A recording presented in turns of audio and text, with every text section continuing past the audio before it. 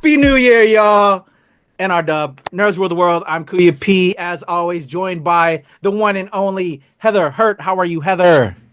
I'm good. I'm good. We Starting. are kicking off 2025 with our entertainment picks, and I'm already stumbling out the block. I apologize, y'all. It's been, for me at least, a pair of weeks off, if you will, to enjoy the holidays. Happy holidays again. Happy holidays because there's a lot of holidays. If you're new to the channel, we celebrate everyone and everything, no matter what you are, where you're from, different planets. You know, we're hoping we're reaching out even into the multiverse. There's nothing but love here at the NRW. And yeah, and as always, we give our entertainment picks for what's coming out in TV, streaming, film, and we just have fun with our thoughts. But again, as always, as we tell everyone, don't just take our thoughts. Don't take all these other critics' thoughts. Go form your own opinions. We're just going to kind of give ours because sometimes we have that advanced, screening or whatever. And so we just kind of, want to share that and have fun as nerds talking about things we love. So you can take it or not. It's all good. But we encourage everybody to make their own opinions because not everything is for everyone. Some things may not be for us. And while we may sound negative or sound somewhat critical, it's only because we're just giving our base opinion if you kind of share that similarity with us. So just real quick off the top for anybody joining us new to the channel, Heather's like, what is he going off? Why is he ranting again? But yeah, I just wanted to let people know because we're kicking off the new year. It's a new NRW for 2025. So that's just me coming out the gate. How are you, Heather? Good. Good. Living the life. Snowing here. Anything you want to tell new people joining the channel for the new year? Where have you been? We've been here for a while. No. We try to be critical. We give both biased opinions because we are people, we are humans, we do love movies, so we do give our own opinions, but we do also try and be unbiased because every single movie, no matter if we agree with the context or not, or if we like it or not, deserves to be critically reviewed. So if you please know that we do try to be unbiased within our conversation, but we will have biases littered in, and I will happily put people in their place if I need to. Anthony knows. Anthony knows. Shout out to our boy Anthony Francis. Can't wait to have you back in the new year. So let's kick it off as we always do. If you haven't seen the show, we kind of talk about what we've been checking out before we get into the new picks for the week. So we're starting a new year. We had in my 2-week gap a lot of new drops. We had Nosferatu hit theaters on Christmas Day. We had Baby Girl. We had A Complete Unknown. Quite a few projects, new series. But there's also been a lot that happened throughout the year that when the holiday season comes up, a lot of people play catch up. And like, Squid Game season 2 drops. My daughter and I are actually rewatching season 1 again before we start season 2. So I haven't seen season 2 yet. Squid Game, Heather. I don't know if you're checking that out. But yeah, how about you, Heather? What are you checking out? I know that you and I are somewhat planning, or at least we talked about it last couple of episodes, that we might, give a best of 2024 list between the two of us. I have one coming up with Anthony and my pal John that I'll be dropping that I didn't have time to edit. That'll be posted up. And also we're probably going to do an anticipated 2025 list because when we did our 2024, that was a lot of fun.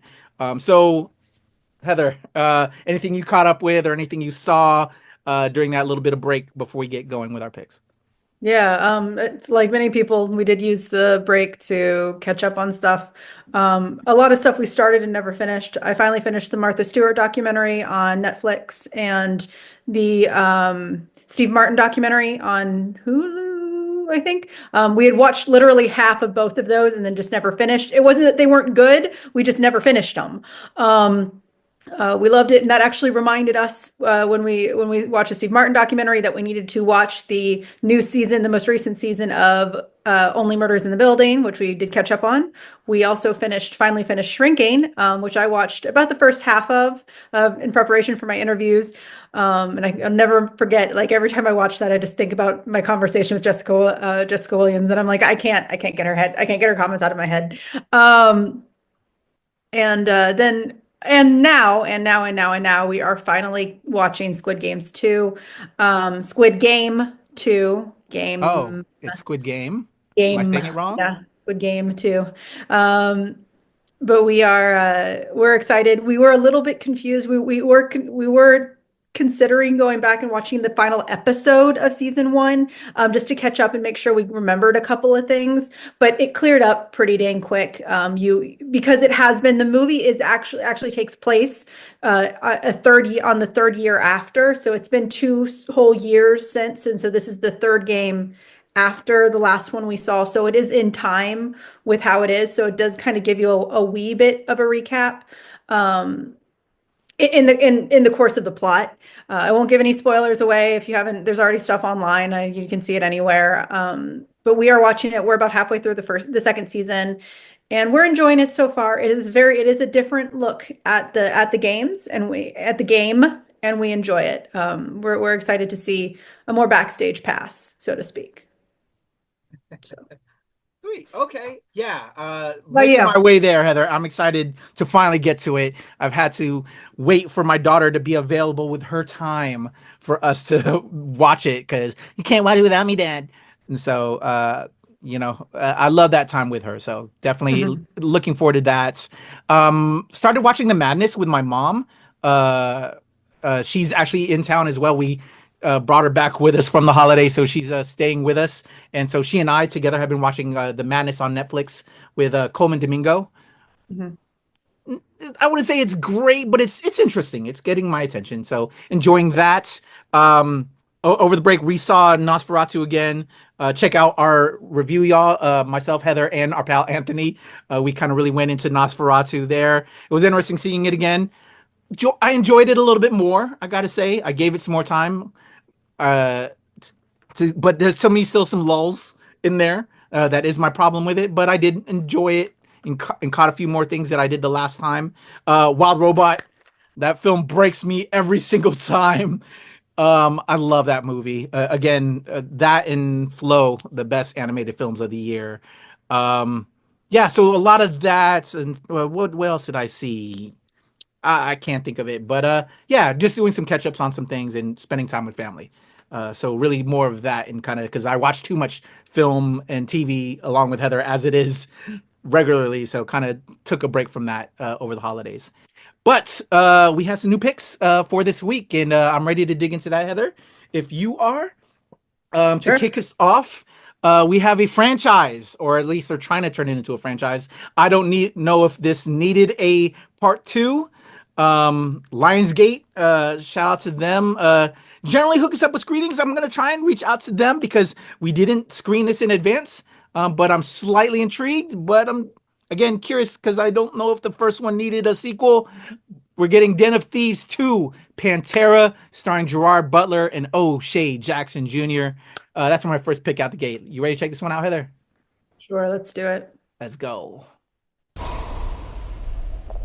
When I grew up, I got a gun. I got a badge. I started a hunt. He got over on me. No one gets over on me. Wait, stop. Freeze there. This is your suspect? No. No? No. There's a reason why you're all here. We're here to rob the World Diamond Center. Over 50 billion in diamonds moves through here each year. This will be our biggest job on a continent.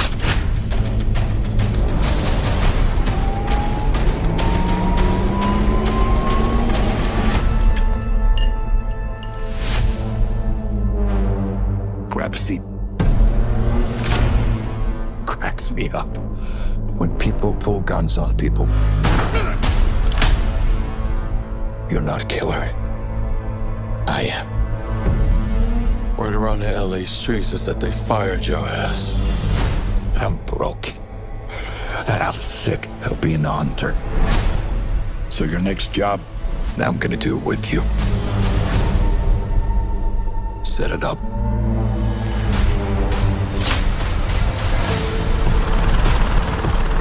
have a problem. Marlboro Man. How'd you guys meet? Prison. Tinder, actually.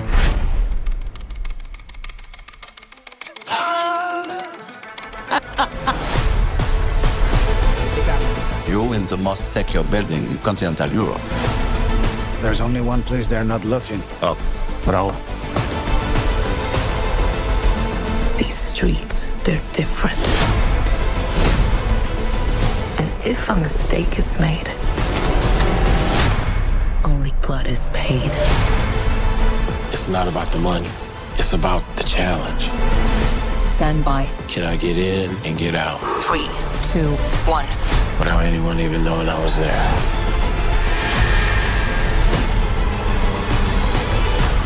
You feeling it? Yeah, I'm feeling it. What's our 6? Back. To drive, you should call out brakes. Copy.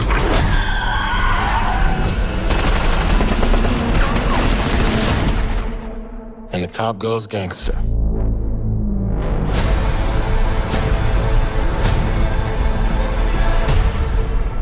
Identity 2, Pantera.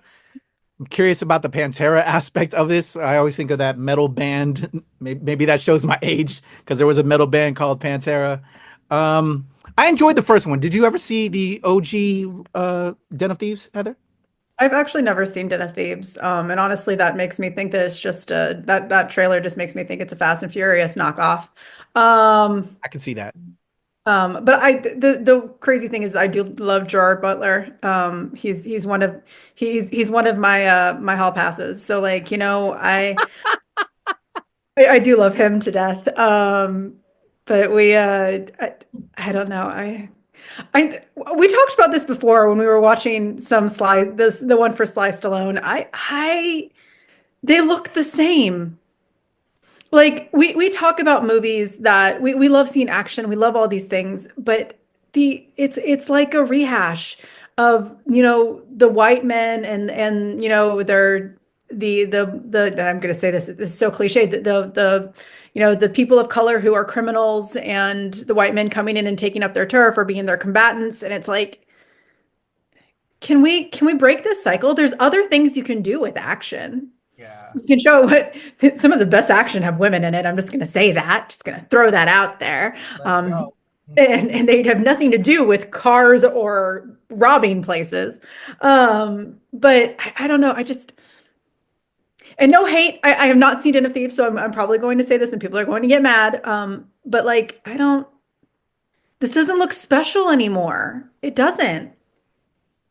Sorry. Yeah, I can't argue that. I can't argue that point. It's very cookie cutter. So for me, I'm just hoping in the least that it's that popcorn action film that we know. Because as we see, it looks like everything else we've seen. So hopefully it just gives us more of that cool popcorn action stuff. But it is by the numbers, everything we've seen. The original Den of Thieves stood out amongst the flock. Although I would say even at that original version was very much cookie cutter to everything else in this testosterone male dominated action film society that we are a part of. But it did stand out amongst its peers. But I don't think it needed a sequel. So I'm intrigued. I'm curious. I don't recall that O'Shea Jackson's character was like somebody he was seeking in the first film. So I'm curious what that tie is to the first film for this to be a sequel. Other than, why is this sequel to Den of Thieves? The character, or it could have been just another, Gerard Butler film, with O'Shea. Like, why did they make it 2? So I'm curious that linkage there, because it's very cookie cutter in its makeup. But when you throw a 2 on it, makes it stand out. Other than that, maybe him being the same guy that he was in the first film, Gerard Butler's. So what is O'Shea's linkage to that last one? So those are my questions. I just hope it's a good popcorn film. Gerard Butler is fantastic. I think O'Shea Jackson Jr. is fantastic as well in some of the projects I've seen. So that has my intrigue, but I'm not expecting a lot. So we shall see, y'all. And I'll reach out to Lionsgate. Maybe Lionsgate, if you're watching, help change the thoughts on this. Let us see it. And maybe we'll give a review on that to let people know that it's a fun action film if it is. So those are our thoughts on Den of Thieves 2 Pantera. Next up is a bit of a sequel of sorts, but not really. It's a second season of something that's coming to Disney Plus and Hulu. And it also reminds me that the interviews that I did for this particular series, I need to get them out so you can enjoy it along with this episode, because at the end of last year, I had the opportunity to speak to a great amount of the cast, and I had to hold on to it. So you'll see that. I'm talking Goosebumps, The Vanishing. You ready, Heather? Sure. All right, here we go. He took the second season, even though I got the first. I want you to have a really fun. I think you were gone or also something. I think safe you were on summer vacation. out I here. ended I up only doing have it. one rule: stay out of the basement. What do you got in the basement? Did you guys know that Devin and Cece's uncle was one of the kids that went missing in 1994? We finally processed the request. Only took you 30 years. What is that? My brother's clothes from the night he died. They were killed by ghosts. No, nobody knows what happened. Yo, check this out.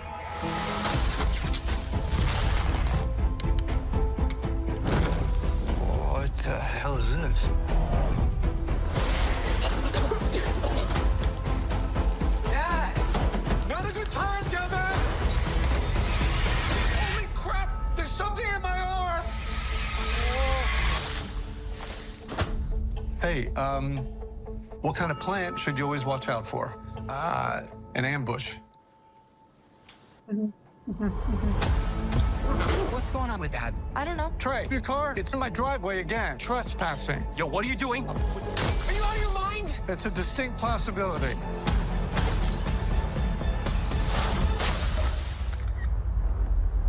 Oh, that's not good. Things have been happening that are not normal. Trey's missing. Kid's missing. Sound familiar? Dad's behind all the crazy stuff happening. We don't know for sure that he is. I'm not controlling a car! I don't know if I want to be down here. You don't have a kid in your basement, do you? No, that would be... No. Are you okay?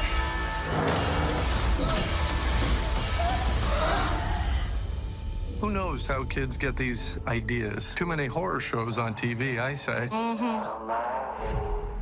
All right, there we go. Goosebumps, The Vanishing, coming to Hulu and Disney Plus.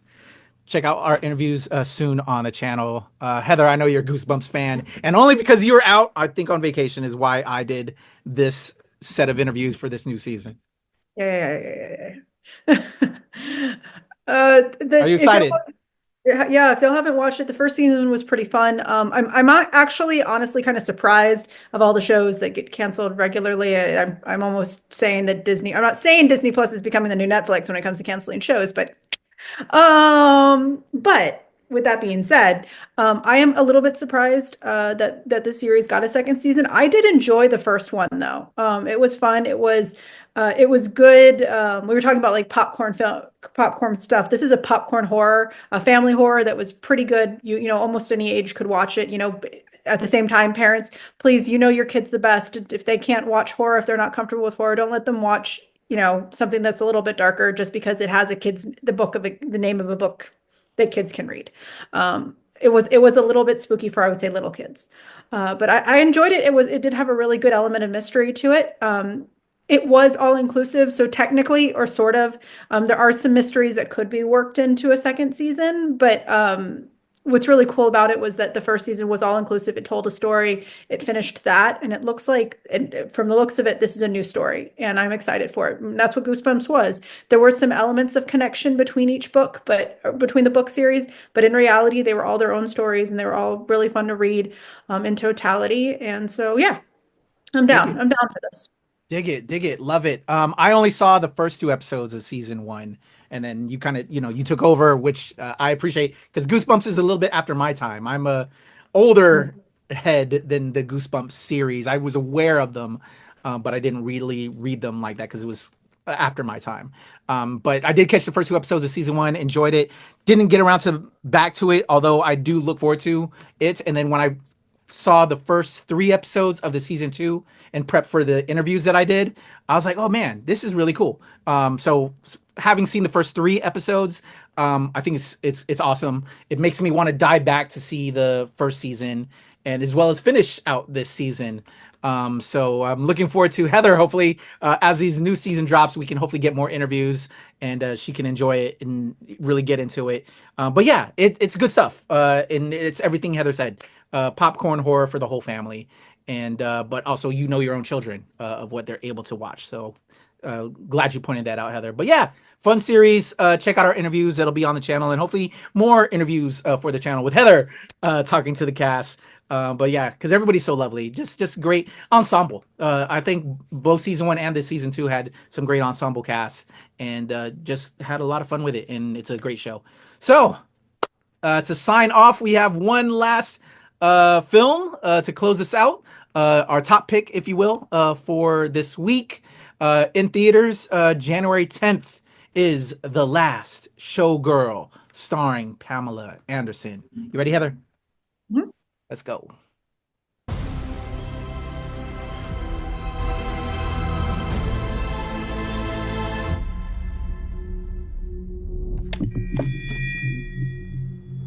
Places, please. Places, please. This is your place's call for the final performance of the Razzle Dazzle.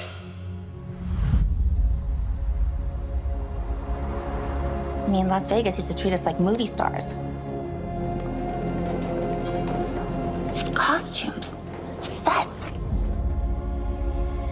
We were ambassadors for style and grace. The Las Vegas Showgirl.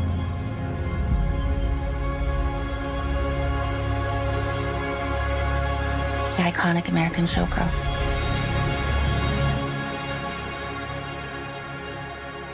You have an act prepared? I do. I'm a dancer. Music? Yeah. I gave it to the maestro. Hold your cards close. Feeling seen. Feeling beautiful. That is powerful. And I can't imagine my life without it.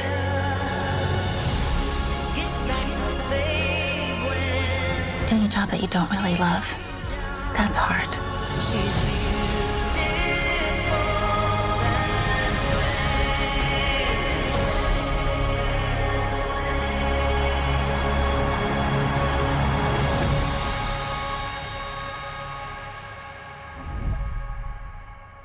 Last Showgirl in theaters this Friday, as of this recording. January 6th is this recording. I had the pleasure of seeing this film last year and attending some of the press conferences with Pamela Anderson, Jamie Lee Curtis, Sofia Coppola, or is it Gia Coppola? Oh, Gia Coppola. Gia Coppola. And, they put a lot of heart into this. And I have to say, this isn't a sad, upbeat film. I mean, this isn't a happy, upbeat film. This is a film about going all for your dreams, being in entertainment, sacrificing yourself to be in the field of entertainment, motherhood in entertainment, and then the relationships you have with your family while in pursuit of your goals of being an entertainer. It is a well-written film, a wonderful film, well-acted film. Pamela Anderson was born to play this, superstar, if you're well of Pamela Anderson, throughout the 80s, 90s, and, now she's older now, and, kind of like the story of the Showgirl, that had their time and now not much of a thing anymore, hence The Last Showgirl. Pamela Anderson bears all in this performance, no makeup, everything, just being her true authentic self in regards to this role and this character that's going through all these different things. Dave Bautista gives a great performance. Jamie Lee Curtis, man, the same, as much as Pamela, just, as a think she works at the casino, Jamie Lee's character, and they're the best of friends. But there's this relationship that Pamela Anderson's character has with her daughter that is broken up because of her pursuit of the arts and being a showgirl. That is the core of this film. So it might hit a lot of people in regards to the relationships with their mothers and the mother-child relationship. I know it messed me up for different reasons. And for those that know me, I didn't need this film right now, but I got this film, and it's something that, is going to be there, and it's part of life. And beautiful film, well-written film, well-acted film. And we may have a review. Heather may have a chance to check this out. But Pamela Anderson just deserves all the accolades that she is getting. We're currently in award season. I think I put some noms in there for some different parts of this film, but she did a great job in this, and I would recommend offhand without having done our review yet for the channel if we do one. But what do you think of The Last Showgirl, Heather? So I'm so there are things that are giving me conflicting thoughts for reasons that we'll get into. My big one though is more personal than it is professional, so I'll get into that in a second. But I will say Pamela Anderson's rebirth, her rise from the ashes has been really fun to watch. She is a cinephile, and it's really cool to watch her talk about movies, to watch her go through her library. Her coming out and saying that she is no longer wearing makeup. You only see her on the red carpet nowadays she does have some baseline makeup on because that's just kind of what you do. But she doesn't have the big eyeliner, the big eyeshadow like she used to do. She got her breast reduction and she feels so much better about herself. And that's really an amazing thing to do. It's a really strong thing to do, especially for a woman in the industry. She kind of was at one point the pinnacle, the what everyone needs to be. And watching her take back her own life, take back the control of her body, and doing so in such a public way in this story. I'm very much looking forward to that. The cast is amazing. They didn't really go into how many amazing people are in this movie, but it looks really cool. I'm really excited to watch it from both a critique perspective and a personal perspective. But I do want to talk about something that's very important that some of the cast members are sharing right now. And I actually got into a heated debate on Jamie Lee Curtis's thread page about this. And I'm going to talk about this in two parts. One, PETA kills animals and purposely spreads misinformation so that you do not completely understand what they are doing. Are some of are many of the things that they do good? Yes, absolutely. They do normal medical euthanasia work to help support animals that cannot get rehomed. They do work with other shelters. They are a reason that many animals that animals do not get as abused as they once were on film sets. I do not want to negate the good that they do, but we also need to be very real and very honest about the dangerous organization that they have become. I got into a debate with someone specifically about the number 72% of cats that were killed between 1999 or 2019 and 2021 that they intook. That is not medical euthanasias. That is not danger euthanasias. 72% is a huge number of animals that's unnecessary, and they do not account for that, but they can give you the numbers. And this is where I'm going to say this, if you are not ready to have a conversation with somebody where you do not strictly take information from the PETA website and disregard everything else as opinion, even though they're a cited fact, then you are not ready to truly understand the dangers that Pamela Anderson and her crew brought in during the 1990s and early 2000s and what is still being spread today. So I am very excited for this film, but from a personal aspect, there is also there is a huge danger that the cast is currently doing by spreading some of that old, terrible propaganda that PETA continues to spread today. I forgot that she was a PETA person. Yeah, she's a strong PETA person. Yeah. Once again, not dismissing much of the good PETA has done throughout the decades, but definitely wanting to talk about the fact that PETA actively kills animals. They have to give those numbers to the government. They are public information. So you just pulling in random information from PETA's website only and not looking up statistical data from other websites that are cited, I'm sorry, you are not ready for the conversation that truly impacts animals in this nation, stray animals in this nation. So it actually kind of and when it comes to a personal perspective, I do really want to watch this movie. I'm very excited to see this movie, but Yeah. it did somewhat dilute my excitement watching the cast just go, oh my God, Pamela is so beautiful. I'm so excited for her life. And then they're just sharing PETA information. Like Jamie Lee, I love her. I love her to death. And the fact that I had to have this very awful conversation on her Threads page was terrible. Isn't Dave Bautista a big dog guy too? He's a big dog guy. He's a big dog guy. And I also don't want to get too much into it here. If you want to talk about it, we can talk about it in the comments. I've got no problem. I can give you sites. I can do everything you need. But I also want to talk about how it's also okay for you to feel strongly about something and not want to see something, or you feel uncomfortable seeing something, or if there is a reason that you personally you're not happy with something, it's okay. So with me, what's really unfortunate about this movie is I had to have that conversation before I watched this movie, and it slightly diluted my feelings of excitement. I'm very curious to see it. I'm very proud of Pamela Anderson. I mean, she doesn't give a shit about my opinions, but as someone who did watch Baywatch when she was a kid, yes, I'm bi. Get over it. But as someone who watched Baywatch as a kid, and grew up on those types of shows, like, I'm really excited. Pamela Anderson's going through one hell of a rebirth of accepting herself, and that's incredibly beautiful. And I'm looking forward to this movie. But let's also be aware of what's being put out on the internet at the exact same time by the exact same people. Yeah. Oh, that's unfortunate. I remember. Yeah, I'm now remembering the whole PETA thing. But all to what you said about this transformation. I love that for her in regards to those aspects. Don't like the PETA thing too much. And that reminded me that she was the PETA person. But yeah. Just, you love to see that though, because of what Hollywood does to people in the industry, how she kind of became the signature of what Hollywood wanted. Yeah, that she was blonde, big boobs, ditzy, everything. She was that person. But now she's...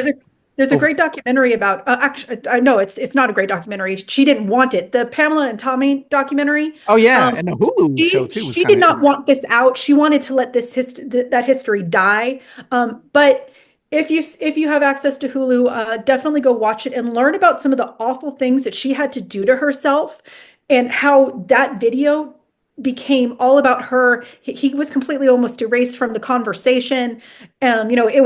It was big thumbs up for him, but she was just almost kicked out of the industry entirely. So once again, it sucks that I'm saying go watch it because she didn't want it. But at the same time, if you want to understand the horrors that she had to go through just to live her life, and the things that she had to live up to herself so that other people could live up to her, go watch that documentary on Hulu. Yeah, definitely. All the things about Pam. Dave again is outstanding. Jamie Lee, outstanding. Great film. And there's so many other actors in there. There's Carrie Fisher's daughter that plays the daughter of Pam in this, and it's this whole thing about that mother-daughter relationship and stardom. Lord. That's Billy Lord. Yes. Oh, yeah, and is outstanding. Cast looks amazing. And Macaulay's wife. I saw her. Oh God, I forgot her name. She's in this, and she's outstanding. Just a great film. Very sad, very depressing film. But it's how the world has changed over time and how they're treating these folks. And but there you go. Those are the picks. I don't want to stay on the soapbox too long because we don't do that here at the NRW. But Den of Thieves 2, Pantera. We have Goosebumps, The Vanishing, and we have The Last Showgirl. Where are we starting off the new year, Heather? Like, I think, it's probably a little bit above 50%. Yeah. Like, Goosebumps is a lot of fun. Is it a great show? No. Is it fun? Yes. Last Showgirl, once again, I wish more of my heart could be in it, but I got Gerard, honey, I love you. I got no interest. It's popcorn cheese, and it looks the same. Popcorn cheese, sometimes it's good, sometimes it's like I think I'm full off the popcorn cheese. Goosebumps is there. That's wholesome goodness. That's guaranteed. This one, The Last Show, I gotta say, but it's depressing. It's depressing as heck. That's just what I'll say about it. But stay tuned, we may have a review. The performance is outstanding, and then just all the other little things. But all right, That's my pal Heather Hurt. I'm QEP. Nerds rule the world. Stay tuned for the interviews that we'll have for Goosebumps The Vanishing, and possibly review on Last Showgirl and maybe some other things. Maybe some other new interviews that I'll try and hook up Heather with for Goosebumps The Vanishing. And yeah, a lot of content. Oh, the 2024 roundups that we'll have. One that's already filmed with John Jones and Anthony Francis. We talk everything 2024 for about 2.5 hours. It's insane. And I got a bunch of vlogs. Oh, I did visit a bunch of video game stores, toy stores, comic stores to show love to local businesses in the various places I was visiting over the holidays. Because I love to show love to our local businesses. Support your local LCS. LCS is local comic shop, but support your LCS. Support local business. That's really what I'm looking for. So yeah, there you go. Heather Hurt, your boy QP. Nerds rule the world.